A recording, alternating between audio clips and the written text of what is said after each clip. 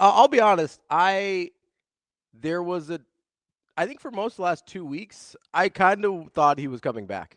Yeah, I think I wouldn't call myself surprised, but I did think he would come back. Like if you really put me to a prediction, I would have said he's coming back. I agree. I am in the exact same boat. Unfortunately, So I knew this was a possibility. we both would be Titanicing. Yeah, or ocean gating if it were more modern. Yeah, Just trying to.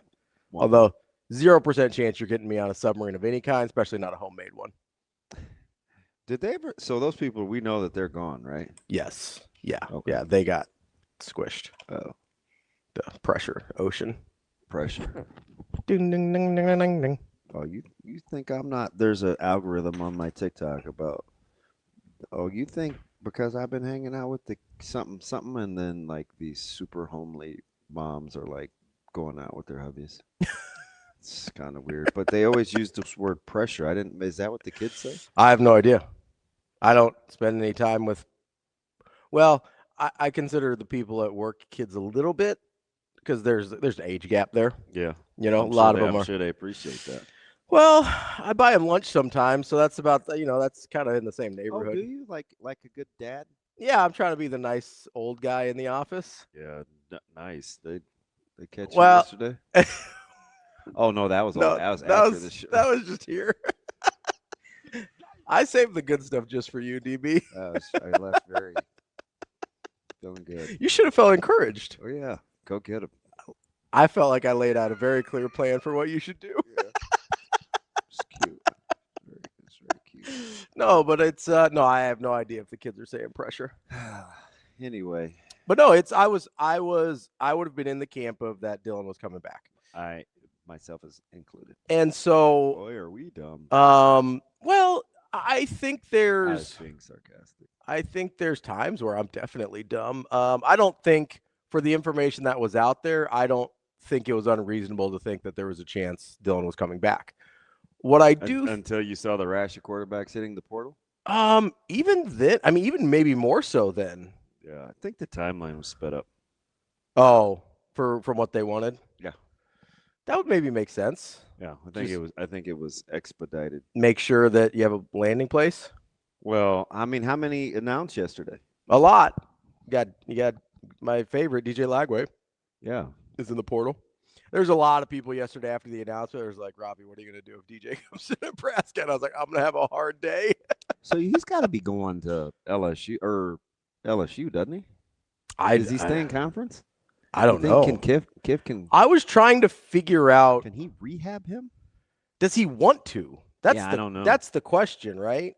Because there's work to be done there. Like he's not going somewhere as a finished product. I mean, you can make the same argument for Dylan, I would think, but like DJ Lagway is not going somewhere and is like ready to go. Uh-huh. He has to start because he's DJ Lagway. So it's kind of a weird spot to be in. I think. Like he's going to get paid. He kind of has to start, but I do not think he's close to a finished product. So I'm sure there's a fit for him somewhere that all of that makes sense, but I don't know where that is. Like that's sort of a unique place to be in. Lagway? Yeah, I think you have to have a very specific type of head coach and offense that you want to run that. Well, what quarterback in the portal that you've seen is transcends the system? I don't know transcends the system, but I don't know what system is best for DJ Lagway. Yeah, That's the hard I think part. so far, if you put all those top guys in the portal, I think everybody needs some specifics. I do too. I think I know what, like Sam Levitt, I know what his specifics are. I know what system he can thrive in, right? I don't know what the case is for DJ Lagway. He's sure probably the most accomplished of what I would call Levitt? mobile quarterbacks, right? Or Lagway. Levitt. Yeah, I think so. I think he's the most accomplished quarterback in the portal. Like, I don't think there's a lot of debate there. Maybe Sorsby. Like, I think you know what type of system you need to run for Sorsby. But I look at Lagway and I go, I don't know what that system is. I guess that's my point, is I'm sure there is a version of an offensive system that fits what he's able to do right now as well as helps him grow. I don't know exactly what that is or who wants to take that on.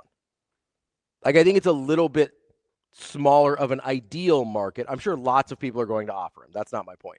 I think it's a little smaller of an ideal market for him than maybe people realize. How much? How much do you think South Carolina's ponying up? Oh, it's got to be a lot because Yeah. there's been rumors about him to Miami for months now. Oh yeah. So, I mean, I saw the little TikTokers. you got to, he's probably got to be north of 3 mil. Yeah. Yeah. Like and again, is South Carolina in a place where that's good for him as a quarterback in development? I don't really know. It didn't seem like it was this year. Is it a place where that $3 million wouldn't be better used other ways? Yeah. I think that's where the question with some of these quarterbacks come in. And frankly, including Dylan. I think that's a fair question for Nebraska's situation also. Oh, 100%. Like the rate of return? The rate of return versus the investment, yeah. Because I legitimately have no idea. You see the number $3.5 million thrown out there a lot. That's the only number I have to go on. So we'll call it $3 million, just because if I think that's what Lenore Sellers is getting, that sort of makes sense. Okay.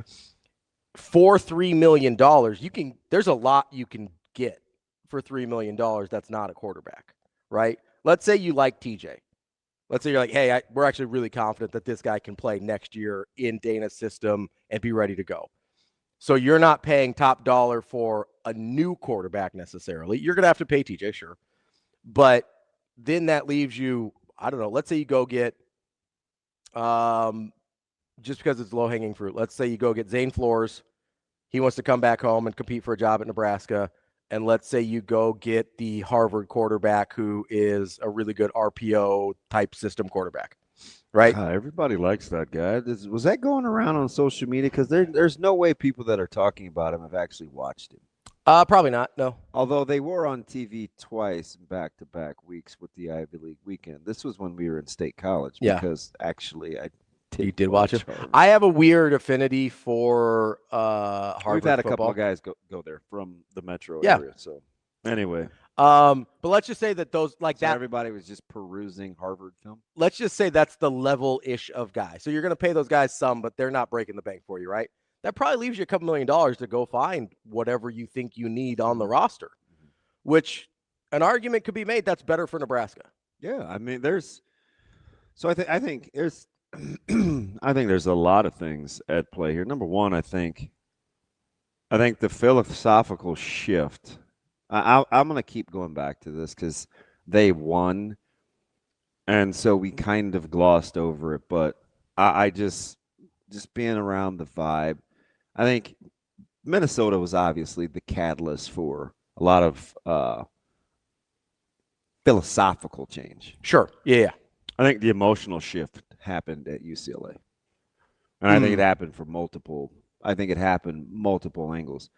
I think so Nebraska figured out, okay, we can play a certain way if we do this. Mm-hmm. It's not even so much about the quarterbacks. This is just my opinion. Yeah, absolutely. It's not even so much about the quarterback style. I'm just going to go back to the free to be me thing. Mm-hmm. I talked about it all week. I talked about it during the bye week where there wasn't just the pressure, and it's subliminal sometimes, even as accomplished as Holgorsen is.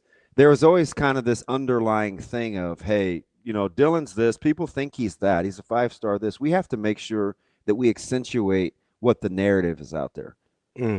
That's what I think. That makes sense. But I've said this isn't like you've said that for a while. You said that in real time. This isn't super revisionist, or I'm just like, the whole. And all the breadcrumbs were there, right? Who do we want to be versus who we need to be versus who we can be? Like all those things kept being said, right? Out loud in real time. So I'm like, do we feel like in order to take maybe it was protection too? Because I don't know the motive. I don't. And I'm not going to sit up here and tell you. Yeah. But I just know, like, nobody's really talking about it from this angle, but I do think it's important. Mm-hmm. Just the freedom to just not have to prove a guy's value or worth to anyone. You just go out and play ball. Mm-hmm. Right? So they just went out and played ball. And they saw some things. They knew TJ was still young and unpolished and all those other things. Lots of work to do. But I think from an emotional standpoint, there was this, Like, take a deep breath. Yeah, just didn't have anything to. Because when you're connected to somebody, it's like I want to put you in the best light possible to keep you feeling good and safe about where you are. Mm-hmm. So sometimes it was, well, he's supposed to be this, and we think he's this, and we think he's this, and we think he's this, and I think they succumbed a little to making sure that was the case, and it's not even Dylan's fault. No, I don't think it's anybody's fault, really. That's what I was saying at headquarters during the infamous show, where I'm like, he didn't ask for any of it. It's not what he said outwardly. He didn't like misspeak or why am I echoing?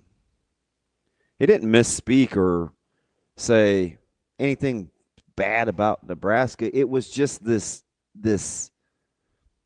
thing where when you're not winning and he's the most visible thing and it's a singular idea, he gets the singular focus. Sure. So then you try to protect the singular focus. Yeah. No. He is developing. He is a good quarterback. He is the 5-star we got. But it wasn't popular when I said it. But I'm like, listen, man, it all happened too fast. The star rankings, the junior year, the senior year, like he had a lot of work to do. But he had the star-studded number and the star-studded last name. So you come with that. Like, that just is what it is. Like, you can't apologize for that. Everybody's happy. And Nebraska was better when Dylan was playing quarterback. You can't I don't even know if there's really an argument to be made there. They had their 2 best years in a decade. So you have to set that part aside. But Dylan didn't bring it on himself.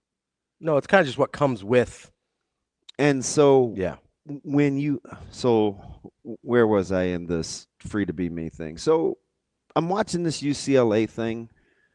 And on the other end, like, Dylan and his family have to be watching it too. Right? So however they feel about that, and I'm not sitting here telling you I know because I don't, but just imagine that I'm replacing you and you're watching me and I do well. Right. And people are now talking about me, and there's social media, and it's, I told you, this is what I told you.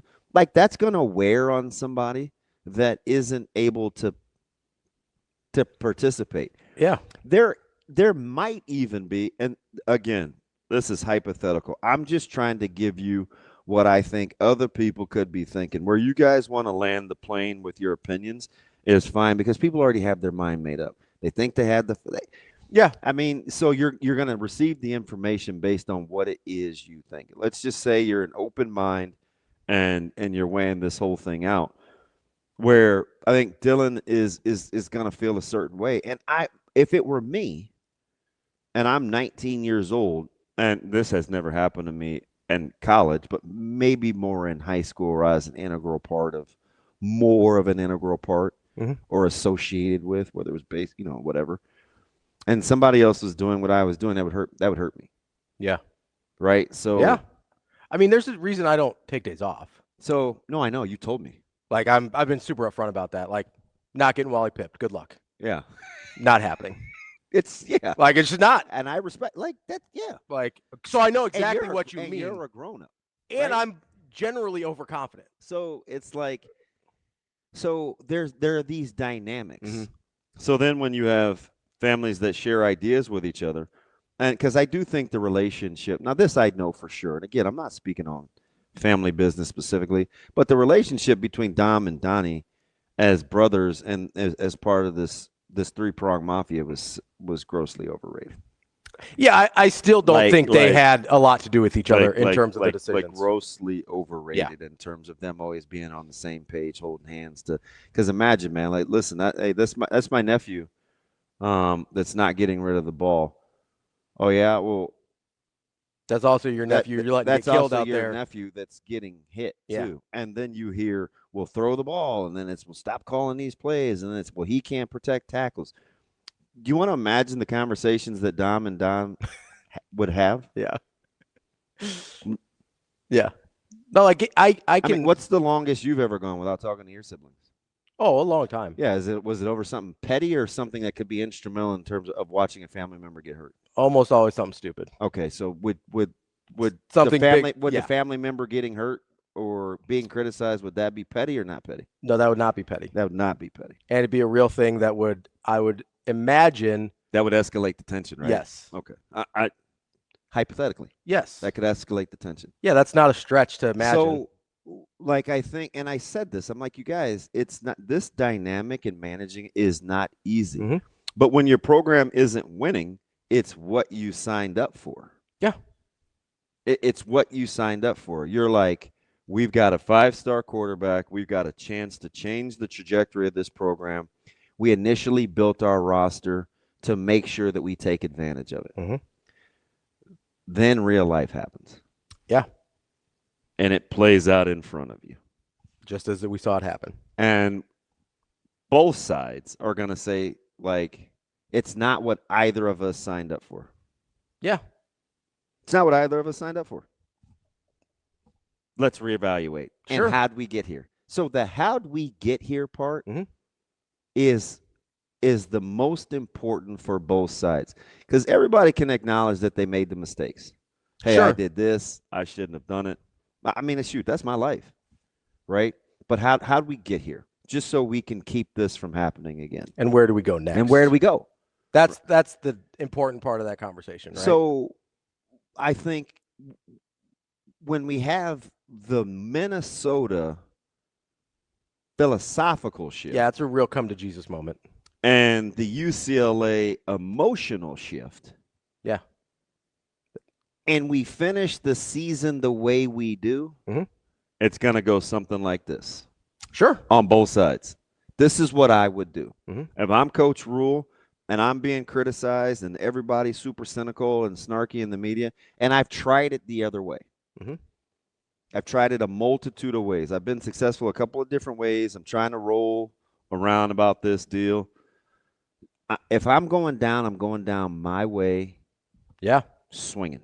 Absolutely. I'm just, it's just how I'm going to do it. Mhm. I want to get back to this. I want to get back because I tried this the other way. Mhm. I tried the philosophical, hey, let's improve the 3-front. I really like some of the components we did. The players really liked them. Let's see if we can evolve.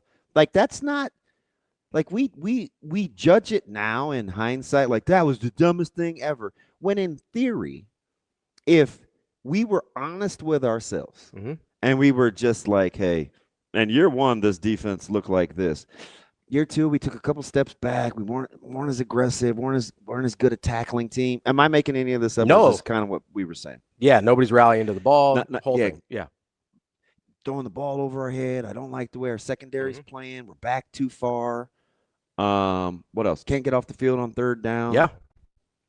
So if you have some guys that are on and you take some pieces of that and you can expand because it's smart, Mhm. you're inclined to give that a shot. Yeah, I say, hey, there's I really, really like about if we could fit X and Y about that. And I we think know enough about the process that went into that from what I shared with you. It wasn't a very decision. Absolutely not. Easy now to go back and say, "Oh, he did it." It wasn't like that, and I don't have to. It's also easy to look at it and say, "Hey, from the first 2 years, you can see a place where you would really like some things about that defense." Yeah, so I think what he's deciding on now Mhm. is there's a mentality that I want this building ran in. Mhm. I don't want to be the last to know. I've got too much on my plate transitionally. I've never been in this space before. I want people in the building that can make sure that all the I's are dotted and all the T's are crossed at all times. Mhm. I'm going to do a top to bottom scan and see where I'm the most uncomfortable and see how I plug those holes. Yeah. So in the meantime, while this is happening, you got a family and their son probably thinking the exact same thing, but on an individual level. Yeah. Try to figure out how did we get here? How'd we get here? What's next? How do we get to where we want to go? Yep. And is there anything when you color in that diagram that overlaps? And if there's not, you see what happened yesterday. Then a guy's to go situation. Or if there's, honestly, even if it's just, hey, not enough of this overlaps, right? Because I don't want to say none of it overlaps. Yeah, just not enough. Right. The juice just wasn't worth the squeeze. Because we're not having. If Nebraska's, let's just say they win 2 more games, we would reconcile in our head what we've seen, even if it looked the exact same. Let's say USC and Michigan go their way. We're having a very, very different conversation, right? Yeah. Because you've got the 2 ranked wins. You're 9-3. You're in a way different bowl And game. you could have lost to Penn State the way you did, and you could have lost to Iowa the way you did. And we feel way different. You feel different. We feel a little gross about how it ended, but we feel way different, right? Yeah. So that, I think, is a very reasonable, and I don't think attributes any negative motivations to anyone. There is another way to read this. Just for, if you believe some of the reports that have been out there, there is another way to read this. And the reason I'm going down this path is because I killed a different guy last year for doing what I think this could look like if you believe certain reports. And so I'm trying to be consistent here. Just because I like Dylan, just because I like Nebraska, I don't want to be inconsistent about the way I killed another guy last year for doing something that could seem very similar, and that's Nico Iamaleava, right? So here's, if you want to read it in a more nefarious manner, here's what. there are a lot of people doing it, and you can, and it's possible. So this is the. It is. I think it's plausible, right? Like, and here, so no, I don't know what you're going to say yet, but I'm saying another way to look at it is plausible. Yes, yeah. And so I think this kind of gives you the spectrum of where we're at the spectrum of what could have happened. Okay. Right. So if you want to read it in a more negative light, you can start last year with reports that Dylan and family, or whoever you want to include in that situation, were shopping services to try and get a better offer, try and get more money, try and get a better situation, right? You start there.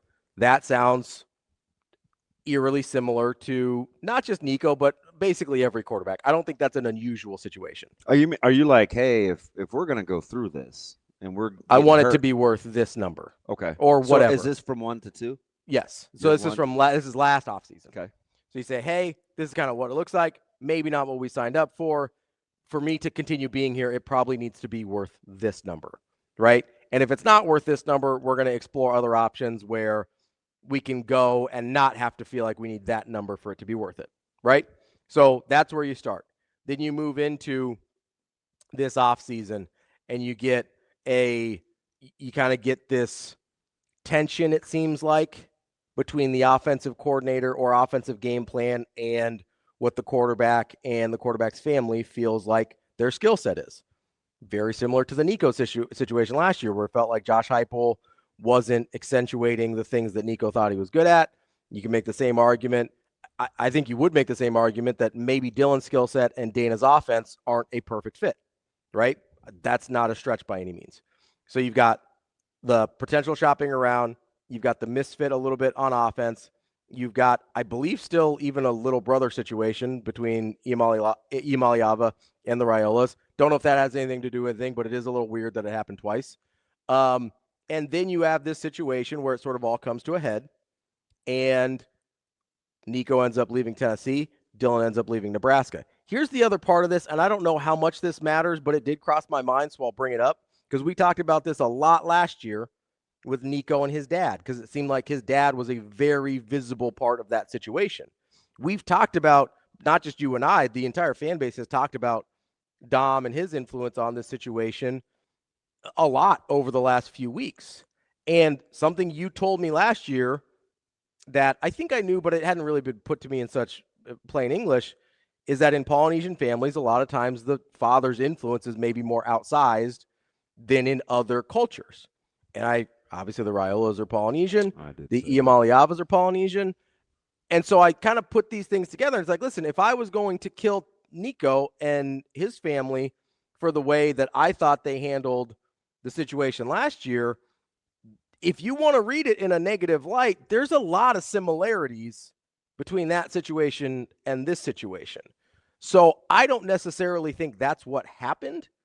But if people read it in that way, I really can't get mad at you for feeling like either A, the family was trying to exploit Nebraska or was just in it for the top dollar or whatever your negative conclusion is from that set of circumstances. Because I made that exact same conclusion from Nico last year. And where did I land on that? Do you remember? Yeah, you're mad. I was mad, and I wanted Nico to make his own decision.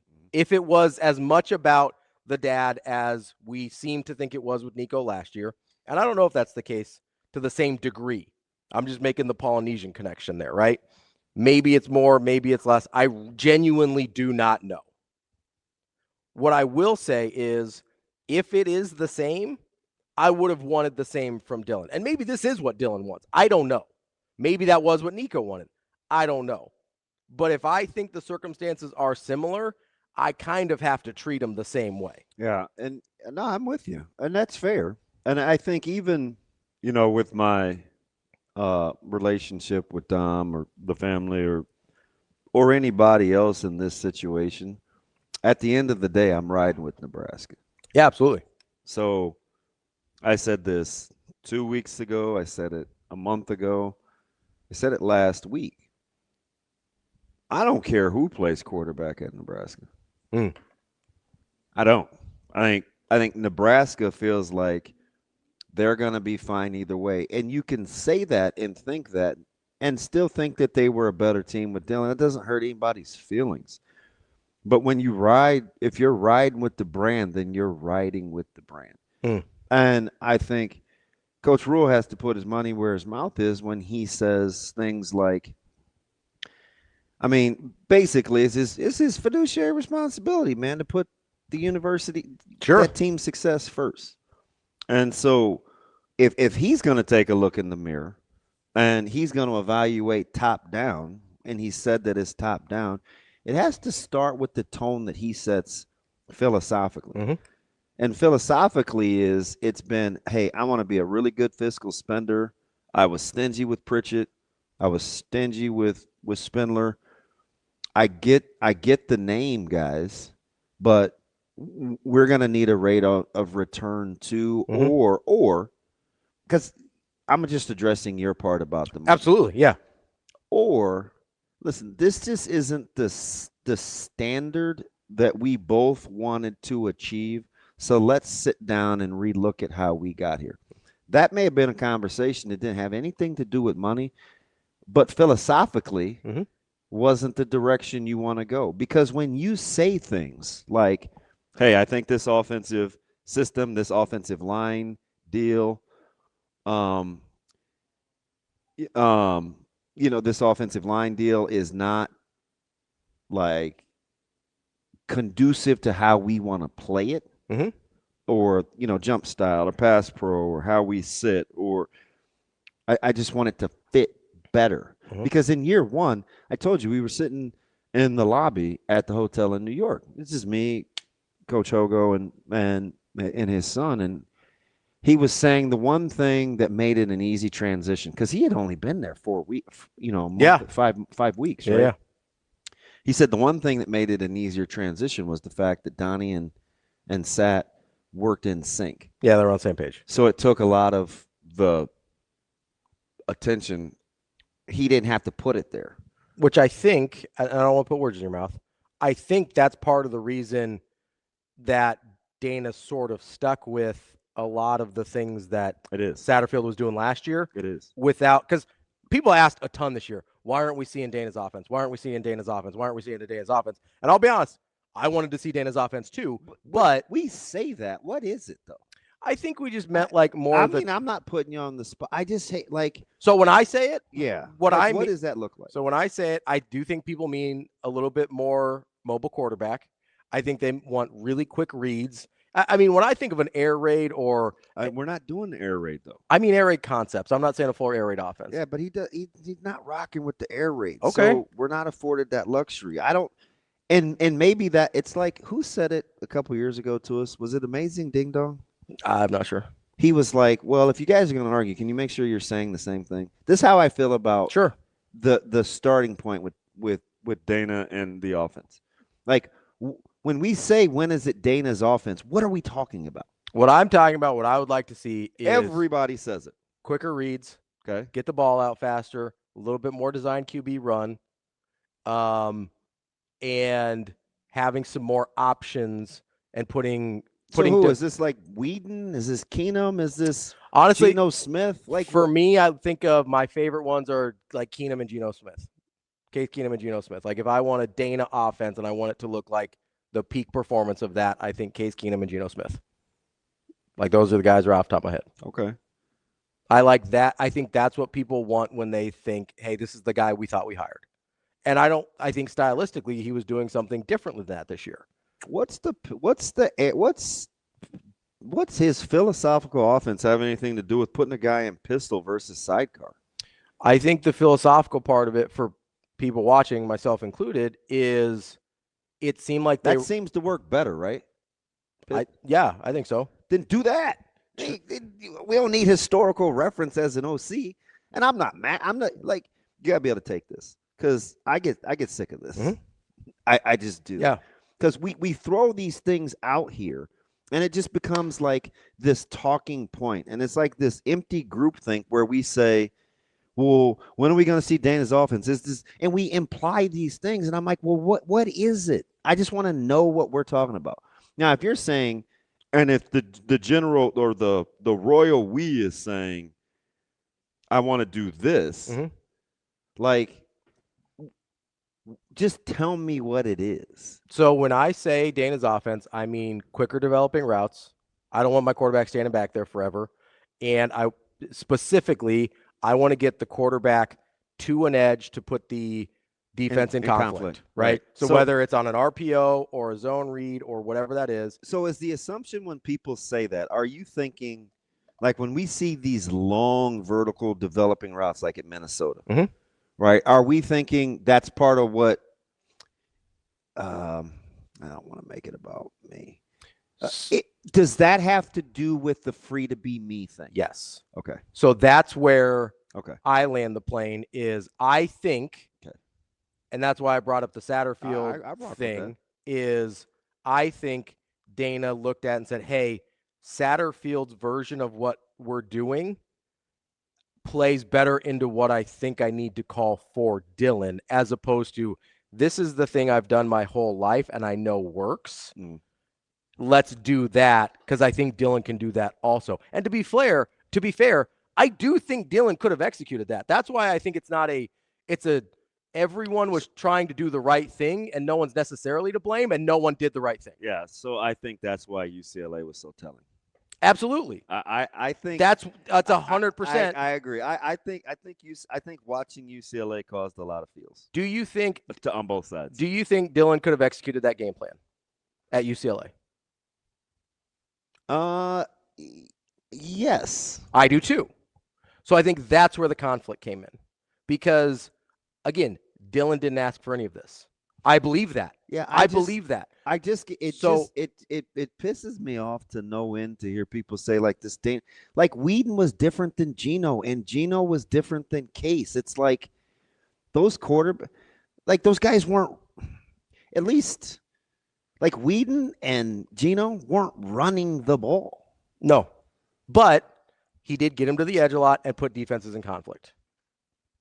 Okay. Like he put them on the move, even if they weren't running. At least you're, a little more specific. But people keep regurgitating it, and it's like, is anybody going to say what they'd like to see? Yeah. So what I would like, which is what you said, yes, right? Yeah. So I think that's where the conflict came in, right? Because I think we saw UCLA and we go, okay, that's a game plan I think Dylan also could have executed.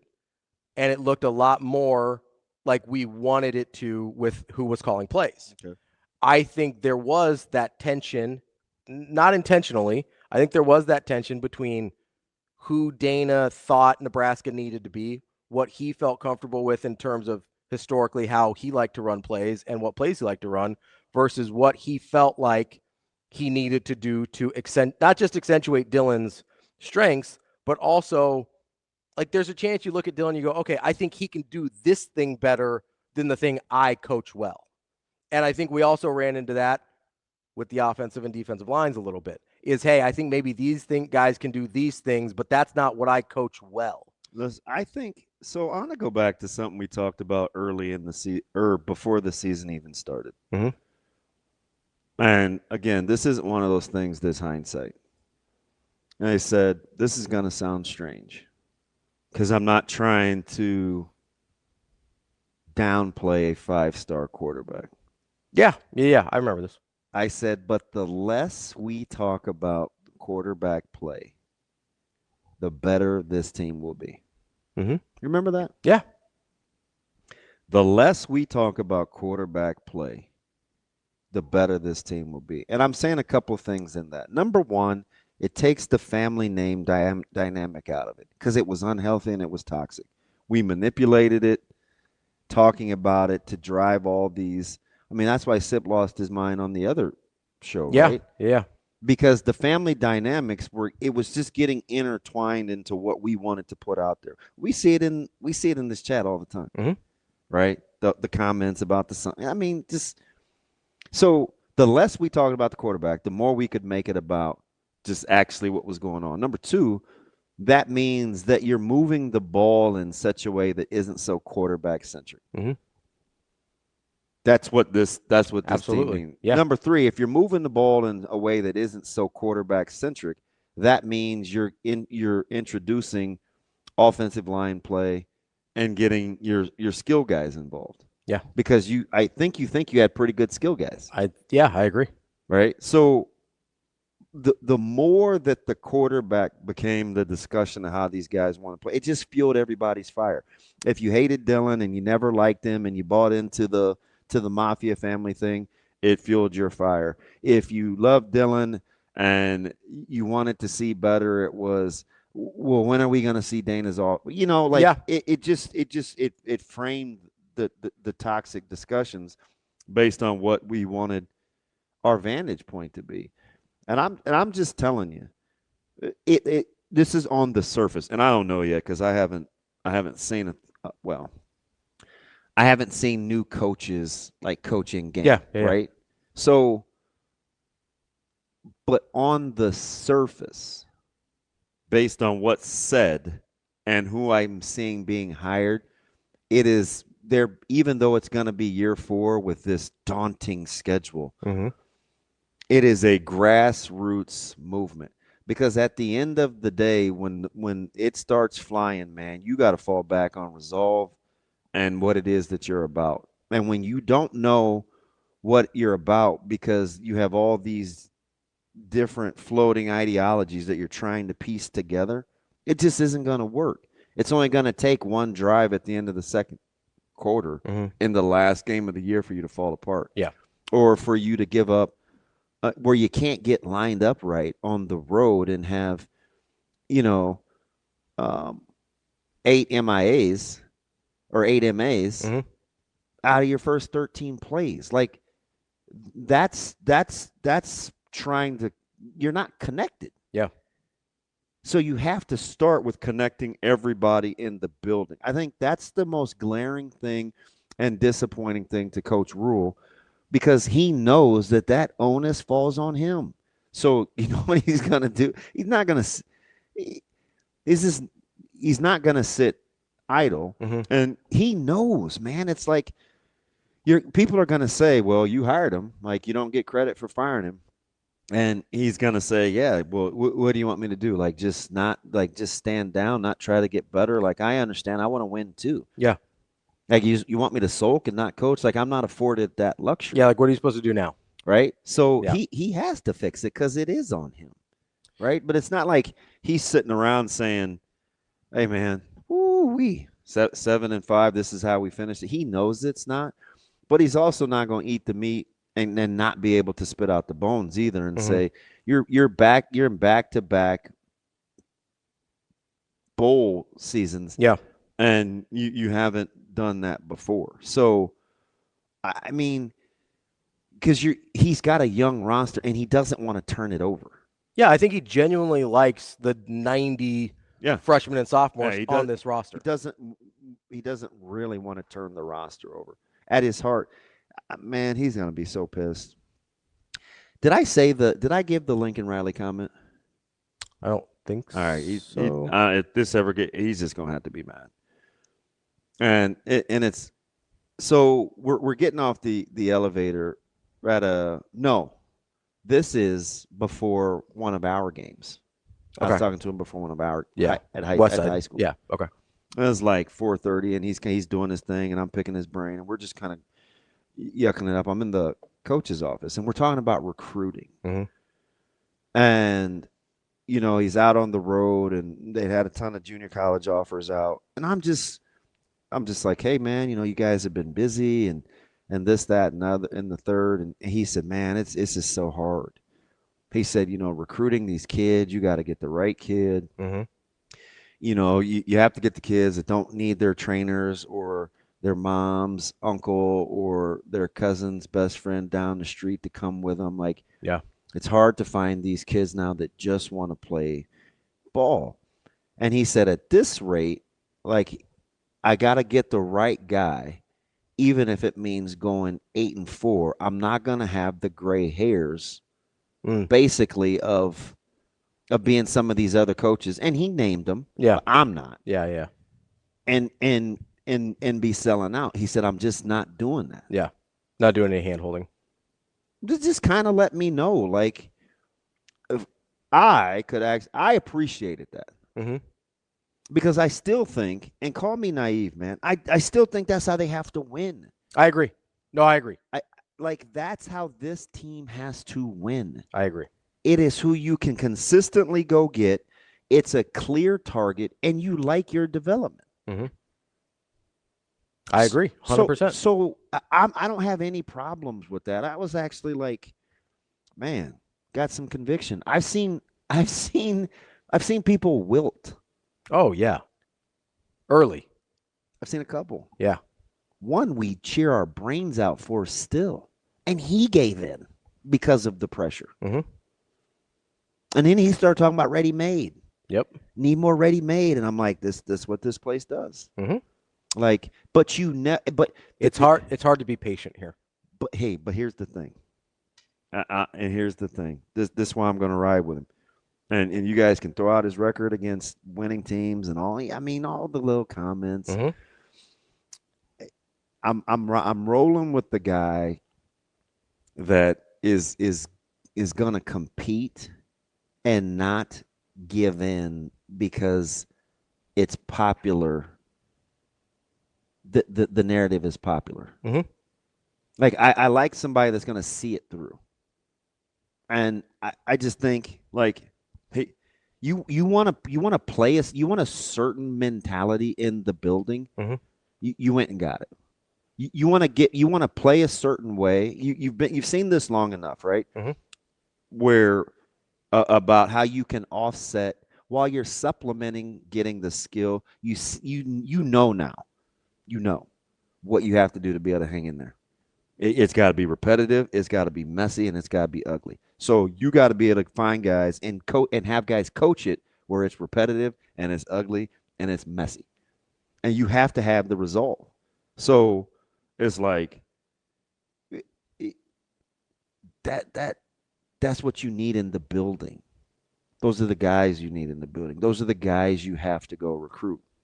I'm not mad about 10 guys coming in the high school class if it's the right 10. Yeah. Go 10 for 10. Yeah.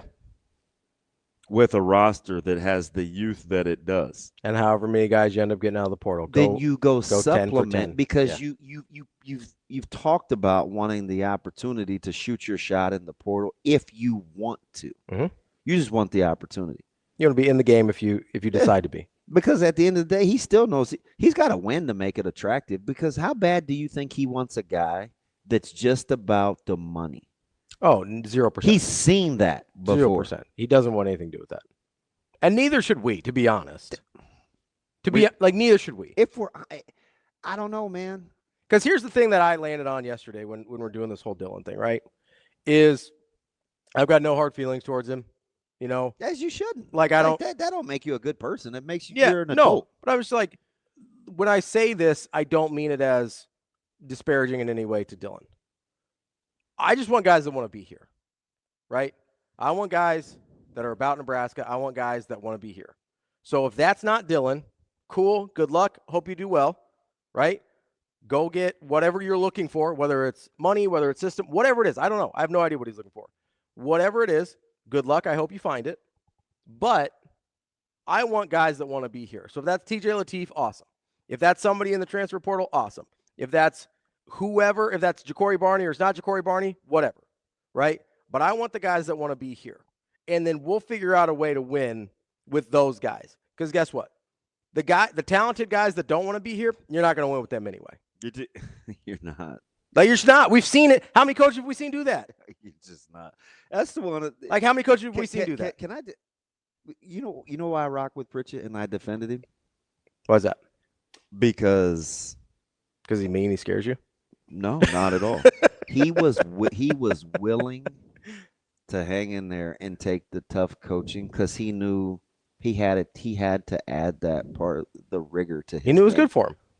And guess who looked really good by the end of the year? It wasn't. He was getting killed. The waste of money, and we had this. We spent how much for a backup left tackle? And he came with some. He came with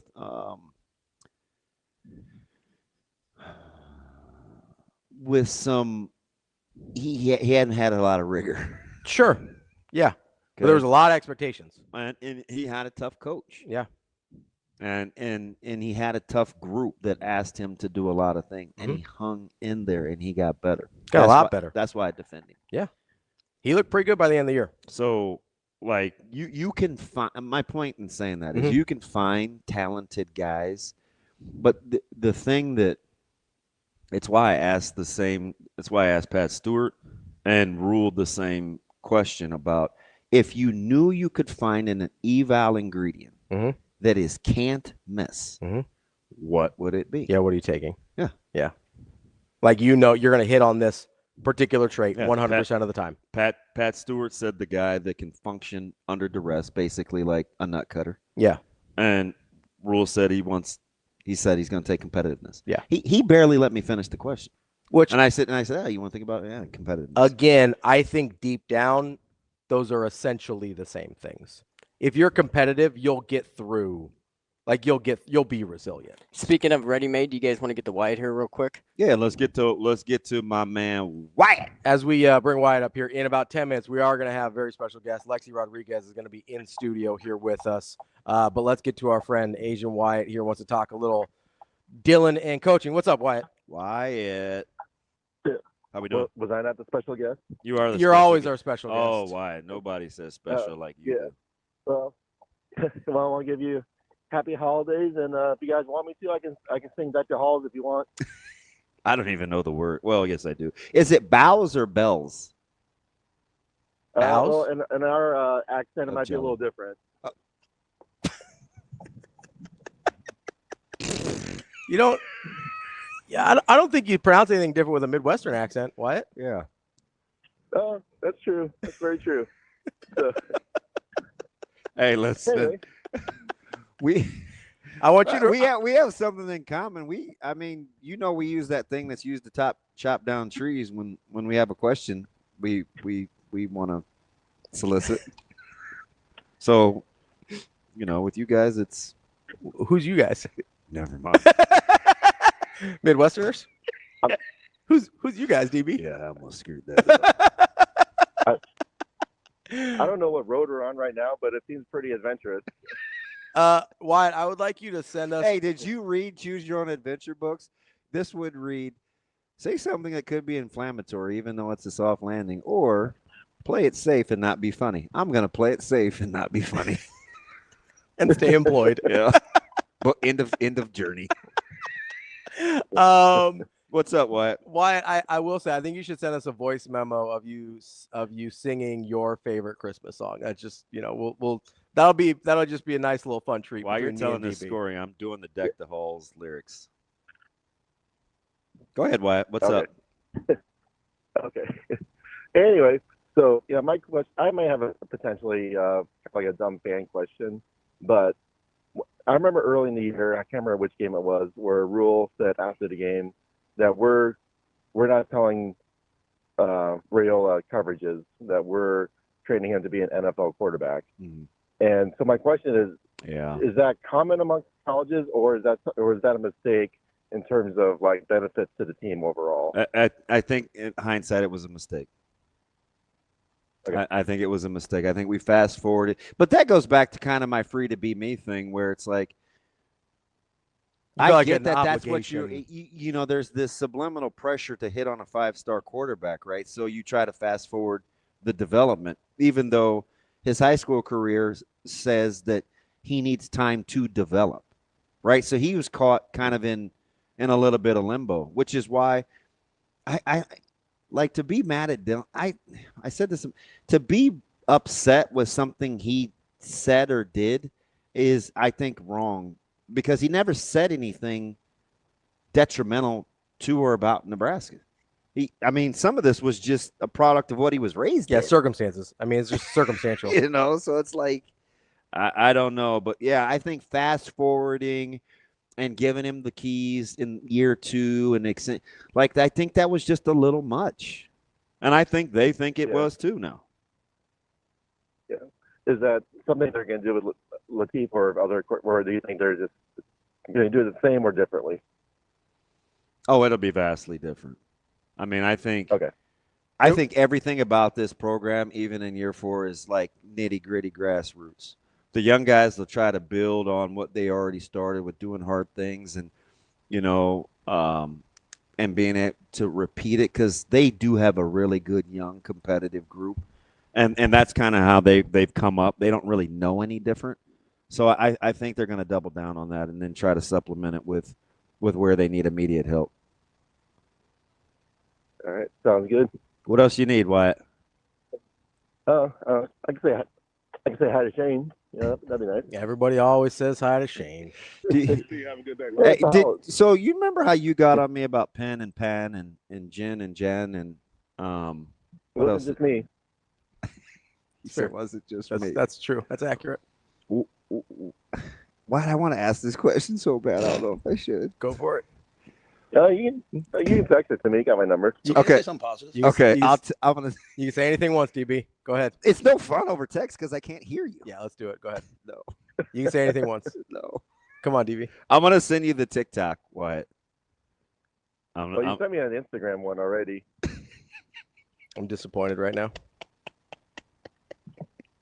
That's my dude. Disappointed. Like that, like All right, Wyatt. I'm gonna Right. stay employed just one Yeah, more that was- hour. Get through this live Yeah. interview with Lexi, and then I'll be good.